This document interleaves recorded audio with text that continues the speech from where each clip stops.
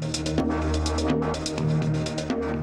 News minute के साथ मैं हूँ सारा जमान। इराक़ी दारुल-हुकूमत बगदाद में आज मुतअद्दिद बम धमाकों में कम से कम 8 अफराद हलाक हो गए हैं। इस माह फ़िरक़ा वाराना फसादात में कई सौ अफराद की हलाकत के बाद अक़वाम मुत्तहिदा ने खदशा ज़ाहिर किया है कि मुल्क खाना जंगी की तरफ जा सकता है। अफगानिस्तान में गुज़िश्ता साल 16 शहरियों को हलाक करने के इल्ज़ाम में गिरफ्तार अमरीकी फ़ौजी के वकीला ने कहा है कि वो 5 जून को फ़ौजी अदालत में इक़रार जुर्म करेगा। इस तरह सार्जेंट रॉबर्ट बेल्स फांसी की सज़ा से बच जाएगा, ताहम उसे उम्र कैद हो सकती है।